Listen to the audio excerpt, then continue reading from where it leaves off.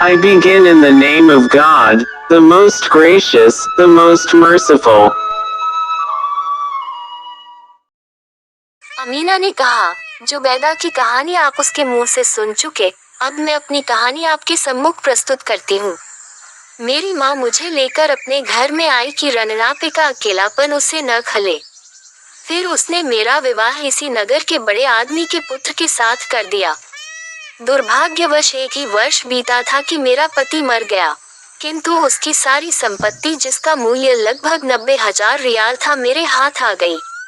इतना धन मेरी सारी जिंदगी के लिए काफी था। जब पति को मरे 6 महीने हो गए तो मैंने 10 बहुत मूल्यवान पोशाकें बनवाई जिनमें से हर एक का मूल्य 1,000 रियाल था। जब पति को मरे 1 वर्ष पूरा हो गया तो मैंने उन पोशाकों को पहनना आरंभ किया। एक दिन मैं अपने घर में अकेली बैठी थी कि मेरे सेवक ने मुझसे कहा कि एक बुढ़िया आपसे कुछ कहना चाहती है, आ गया हो तो उसे अंदर ले आऊं। मैंने अनुमति दे दी। बुढ़िया अंदर आए और उसने भूमि चूमकर मुझे प्रणाम किया, फिर खड़े होकर कहने लगी, मैंने आपकी दयालुता की बड़ी प्रशंसा सुनी है, इसलिए आपके सन्मुख कुछ निवेदन करना चाहती हूँ। मेरे पास एक कन्या है जिसके माता पिता नहीं है। आज रात को उसका विवाह है। हम दोनों इस नगर में अपरिचित हैं। जिस लड़के के साथ उसका विवाह होना है वह धनी परिवार का है और उसके संबंधी भी काफी हैं। सुना है कि दूल्हे के साथ बहुत सी स्त्रियां बहुमूल्य वस्त्रभूषण पहन कर आएंगी। यदि आप उस विवाह में शामिल हों तो मेरी प्रतिष्ठा रह जाएगी। हमारी ओर से आप होंगी तो समझाने वाले हमें अपरिचित और निर्धन न समझेंगे।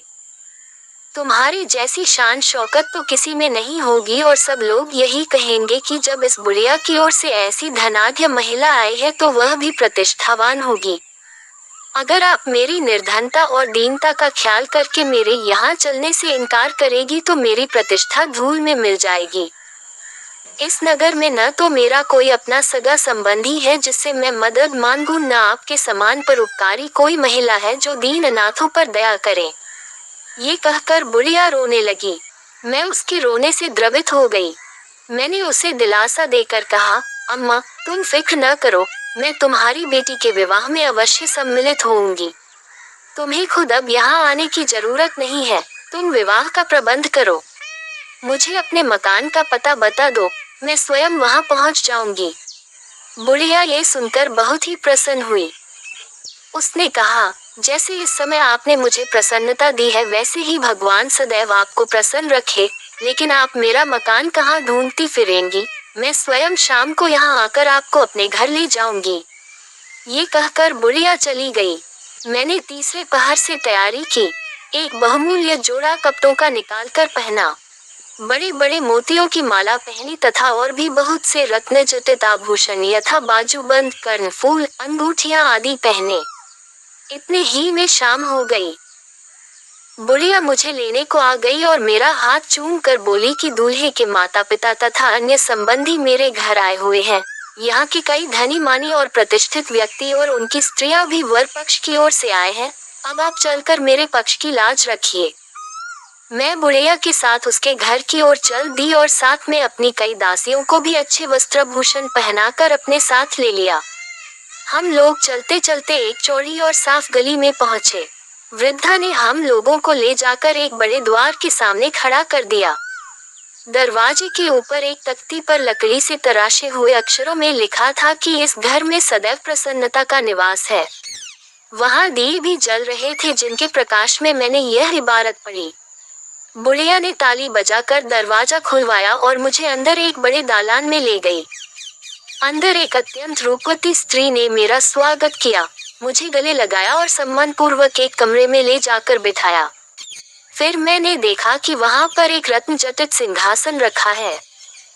उस सुंदरी ने मुझसे कहा कि तुम सोचती हो कि तुम किसी और का विवाह कराने आए हो, वास्तविकता यह है कि तुम्हें यहाँ तुम्हारे ही विवाह के लिए लाया गया है। मुझे ये सुनकर आश्चर्य हुआ, किंतु उस स्त्री ने मुझे और कुछ पूछने न दिया बल्कि इधर उधर की बड़ी अच्छी बातें करने लगी और बात बात में मेरे प्रति सम्मान प्रकट करने लगी। कुछ देर में उसने कहा, बीबी, शादी की बात तो यह है कि मेरा एक जवान भाई है जो अत्यंत रूपवान है। उसने तुम्हारे रूप और गुणों की बड़ी प्रशंसा सुनी है और तुम पर मोहित हो गया है। वह तुमसे विवाह करने को अत्यंत लालित है।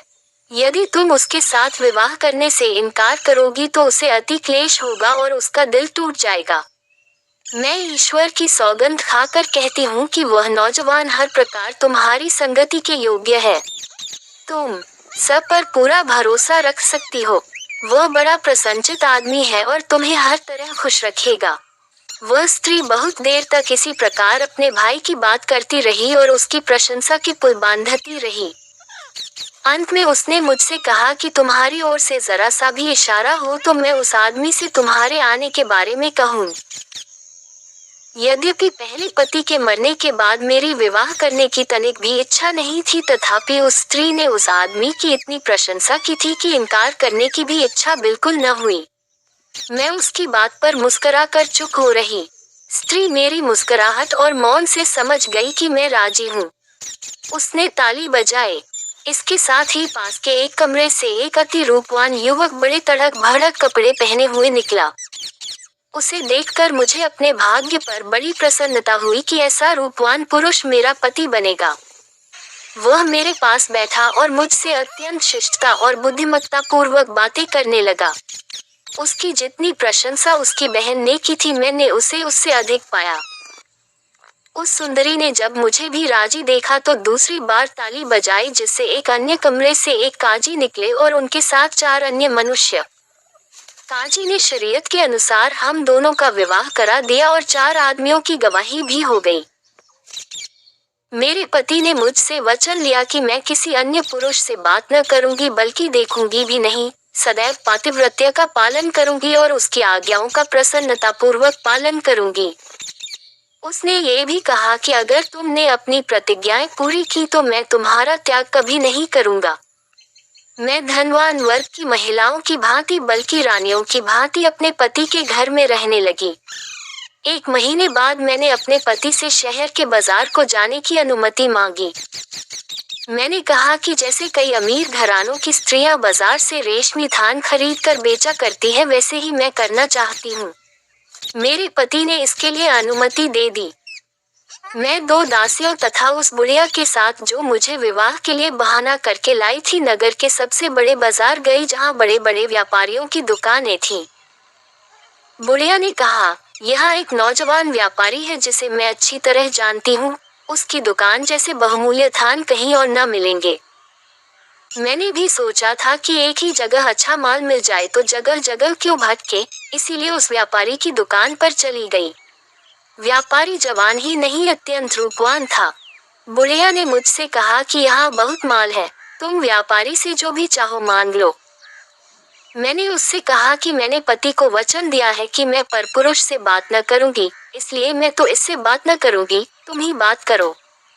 अतः उस व्यापारी ने बुढ़िया से पूछताछ कर कि मुझे क्या पसंद है, कई अच्छे अच्छे थान दिखाए। मैंने उनमें से एक थान पसंद किया और उसका दाम पूछवाया। व्यापारी बोला, ये थान अमूल्य है, मैं इसे असंख्य अश्वों में भी नहीं बेचूंगा, किंतु ये सुंदरी अगर अपने कपोल का एक चुंबन मुझे दे दे तो ये थान उसका हो जाएगा। मैंने बुढ़िया से नाराज होते हुए कहा कि यह व्यापारी बड़ा लंपट और धृष्ट जान पड़ता है, इसकी हिम्मत ऐसी गंदी बात करने की कैसे हुई। किंतु बुढ़िया ने व्यापारी ही का पक्ष लिया और कहा, सुंदरी, इसमें कोई विशेष बात तो नहीं है। तुम्हारे पति ने तुम्हें परपुरुष को देखने और उससे बात करने ही को तो मना किया है। वह तुम न करो, तुम केवल एक चुंबन इसे चुपचाप दे दो, इसमें तो कोई कठिनाई तुम्हें नहीं होनी चाहिए। मैं ऐसी मूर्ख थी और थान मेरी नजर में ऐसा खुप गया था कि मैं इस बुरी बात के लिए तैयार हो गई। अब वह वृद्धा और दोनों दासियां सड़क की ओर मेरी आड़ करके खड़ी हो गईं। मैंने अपने मुख पर से वस्त्र हटाकर उस व्यापारी के सामने गाल कर दिया। दुष्ट व्यापारी ने चुंबन लेने के बजाय मेरे गाल में दांत गड़ा दिए, जिससे गाल लहूलुहान हो गया और मैं तड़प कर अचेत हो गई। इस अरसे में अवसर पाकर व्यापारी ने अपना माल जल्दी से लपेटा और दुकान बंद करके गायब हो गया। कुछ देर बाद जब मुझे होश आया तो मैंने अपने गाल को लहूलुहान पाया। बुढ़िया और दासियों ने मेरे गाल को कपड़े से ढांक दिया था और उन लोगों की परेशानी और हाय हाय को सुनकर जो भीड़ वहां जमा हो गई थी, उसने समझा कि मैं किसी बीमारी से या कमजोरी के कारण बेहोश हो गई। मेरे होश में आने पर बुढ़िया और दासियों को संतोष हुआ और वे मुझे धैर्य देने लगी। विशेषतः बुढ़िया को बहुत दुख हुआ। उसने कहा, सुंदरी, मैं तुम्हारी अपराधिनी हूँ, मुझे क्षमा करो। तुम्हारे ऊपर यह सारी मुसीबत मेरे कारण ही आई। इस कमीने व्यापारी की दुकान पर तुम मेरे कहने से आई। अब घर चलो, जो हुआ सो हुआ, अब तुम और चिंता न करो। मैं तुम्हारे घाव पर दवा लगा दूंगी कि 3 दिन के अंदर न केवल घाव भर जाएगा बल्कि उसका कोई चिन्ह भी नहीं रहेगा। मैं किसी तरह गिरती पड़ती उन लोगों के साथ अपने घर पहुंची और अपने कमरे में जाकर पीड़ा, निर्बलता और थकन से फिर अचेत हो गई। बुढ़िया मुझे होश में लाए। फिर मैं अपने पलंग पर लेट गई। रात में जब मेरा पति आया, मुझे लेटे देखा तो बोला कि तुम्हें क्या हो गया, क्यों लेटी हो? मैंने बहाना किया कि मेरे सिर में बड़ा दर्द हो रहा है। मैंने सोचा था कि इसके बाद वह मुझसे अपना ध्यान हटा लेगा, किंतु उसने मेरा हाथ अपने हाथ में लिया और नाड़ी आदि देखने के बाद सर पर हाथ फेरने के लिए मेरे मुंह से कपड़ा हटाया। गाल के घाव को देखकर वह भड़क गया और मुझसे पूछने लगा कि तुम्हारे गाल पर यह खरोंच कैसे लगी। वैसे मेरा कोई कसूर न था और मैं उसकी अनुमति लेकर ही बाजार गई थी, किंतु उससे सच्ची बात कहने का मुझे साहस नहीं हुआ। मैंने बहाना बनाया कि जब मैं बाजार जा रही थी तो एक लकड़हारा लकड़ी का गट्ठा लेकर मेरे पास से निकला और गट्ठे से बाहर निकली एक लकड़ी गाल में चुभ गई। मेरे पति ने क्रोध में भरकर कहा कि अगर यह बात सच है तो मैं कल सारे लकड़हारों को फांसी पर चढ़वा दूंगा। मैं घबराई कि मेरे इस झूठ से सारे लकड़हारे बेकसूर ही मारे जाएंगे। मैंने अपने पति से कहा कि आप ऐसा अन्याय हरगिज न करें, बेकसूर लकड़हारों को क्यों मरवाएंगे? अगर मेरा अपराध पाए तो उसका दंड मुझे दे, औरों को नहीं। मेरे पति ने कहा, तुम सच सच क्यों नहीं बताती, गाल में घाव कैसे लगा?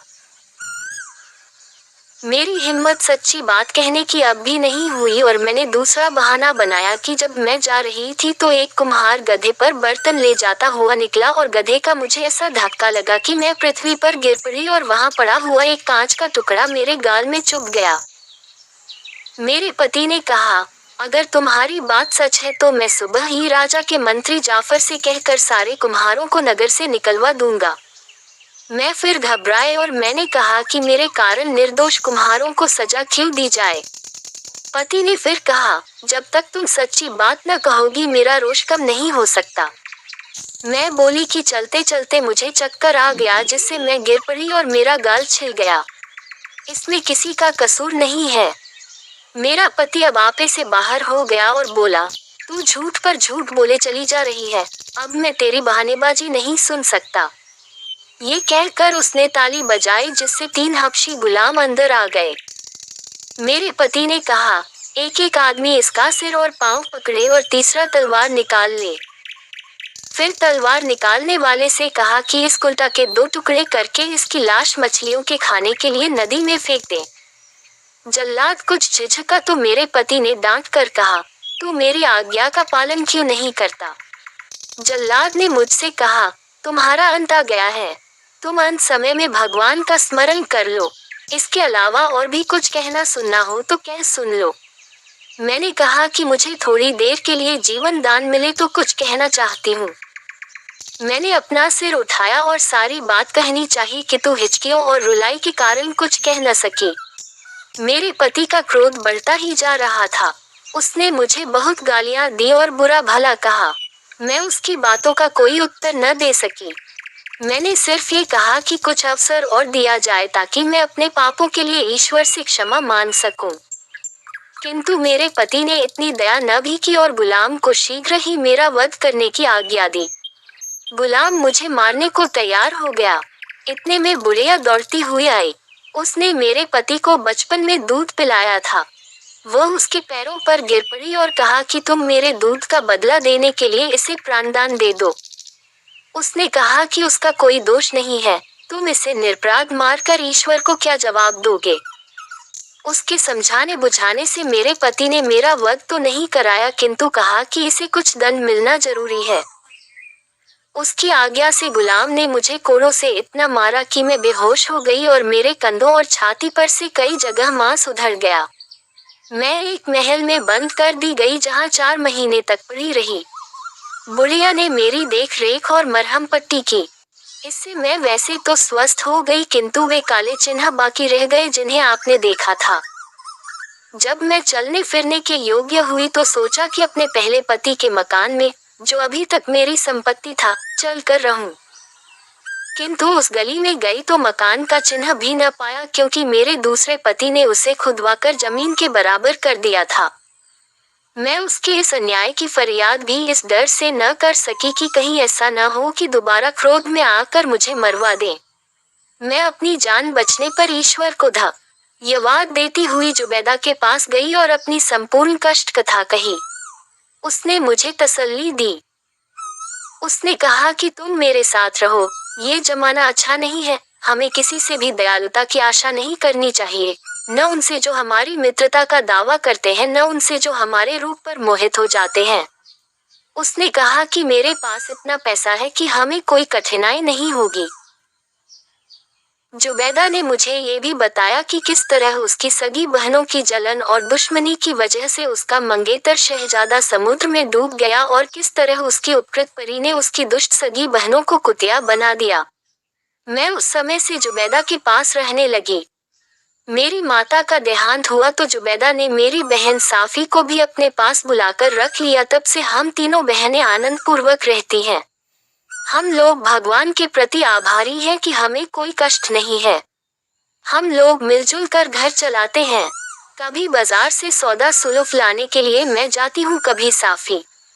कल मैं बाजार गई थी और सामान एक मजदूर के सर पर लदवा कर आई। वह बड़ा हंसोर था और शिष्ट भी था, इसलिए हमने उसे दिन भर अपने साथ रहने दिया ताकि अपनी बातों से हमारा मनोरंजन करे। फिर रात को 3 फकीरों ने हमसे रात भर आश्रय देने के लिए प्रार्थना की। हमने उन्हें भोजन कराया और शराब पिलाई। वे रात को देर तक गाते बजाते रहे और हम लोग भी गाते बजाते रहे। फिर मोसिल के 3 व्यापारी, जो बड़े सम्राट जान पड़ते थे, रात भर रहने की प्रार्थना करते हुए आए। हमने उनकी भी अभ्यर्थना की।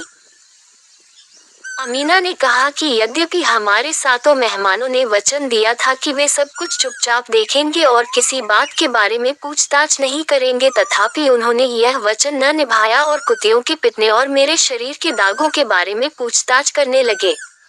हमें इस पर बहुत क्रोध आया, यद्यपि हम उन सभी के प्राण ले सकते थे।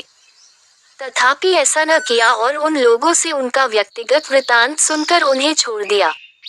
खलीफ हारून रशीद को दोनों स्त्रियों की कहानियां सुनकर अत्यंत विस्मय हुआ। उसने मन में सोचा कि उन फकीरों का, जो वास्तव में राजा और राजकुमार थे, और उन बुद्धिमती स्त्रियों का कुछ उपकार करें। उसने जुबैदा से पूछा कि तुम्हें तुम्हारी उपकार करती परी ने कुछ ये भी बताया था कि तुम्हारी बहनें कब तक कुतिया बनी रहेंगी। जुबैदा ने कहा कि मैंने जो वृतांत आपसे कहा था उसमें ये बताना भूल गई कि परी ने चलते समय मुझे अपने कुछ बाल दिए थे और कहा था, अगर तुम इनमें से कोई बाल आग में डालोगी तो मैं संसार के चाहे जिस भाग में हूँ तुम्हारे पास आ जाऊंगी। खलीफा ने पूछा, वे बाल कहाँ हैं? जुबैदा बोली, मैं वे बाल हर समय अपने पास रखती हूँ। ये कहकर उसने एक डिबिया निकाली। उसमें एक पुड़िया में कुछ बाल बंधे थे। उसने उन्हें खलीफा को दिखाया। खलीफा ने कहा कि मैं भी उस परी को देखना चाहता हूँ। जुबैदा ने पूरी पुड़िया आग में डाल दी। धुआं उठते ही भूकंप सा आ गया और कुछ क्षणों में चकाचौंध कर देने वाले वस्त्रभूषण पहने परी सम्मुख आ खड़ी हुई। वह खलीफा से बोली, आप पृथ्वी पर ईश्वर की प्रतिनिधि हैं। आपकी जो भी आज्ञा होगी मैं उसका पालन करूंगी। इस जुबैदा ने मेरी प्राण रक्षा की थी, इसीलिए मैं इसकी बड़ी आभारी हूँ।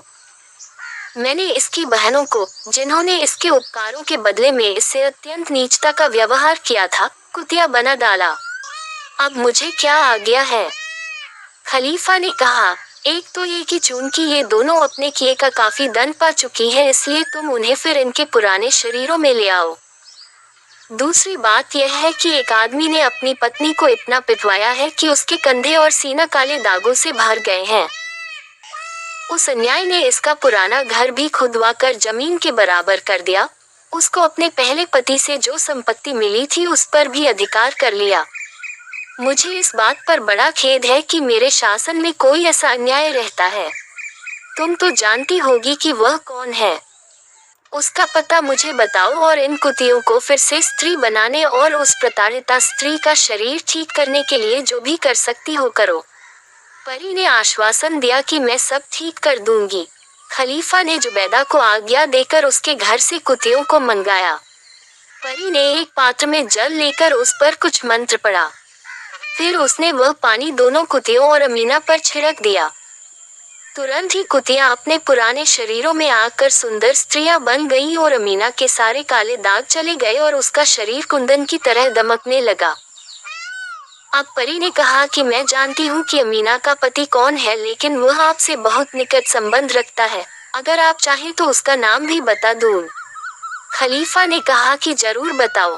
परी बोली, वह आपका छोटा अमीन है जो अमीना के सौंदर्य की प्रशंसा सुनकर इसको पाने का इच्छुक हो गया और इसे धोखे से अपने कमरे में बुलवा कर इससे विवाह कर लिया। फिर परी ने बाजार की घटना का वर्णन करके कहा कि यद्यपि अमीना निर्दोष थी किंतु सच्ची बात कहने का साहस न कर सकी और कई बयान दिए जिससे इसके पति ने इसे दंड दिया। ये कहकर परी अंतर्धान हो गई। खलीफा ने अपने पुत्र को बुलवाया किंतु भय और लज्जा के कारण उसे आने का साहस न हुआ। खलीफा ने उसे सामने बुलाने पर जोर न दिया किंतु अमीना को उसके पास भेजा और आदेश दिया कि चूंकि यह निर्दोष है इसलिए तुम इसे पत्नी के रूप में सम्मानपूर्वक रखो। चुनांचे शहजादा अमीन ने ऐसा ही किया। खलीफा ने जुबैदा से स्वयं विवाह कर लिया और साफी तथा अन्य 2 बहनों का 3 फकीर बने राजकुमारों से विवाह कर दिया और इन राजकुमारों को उच्च पदों पर आसीन कर दिया। Subscribe and share and like and comment, but now as you like.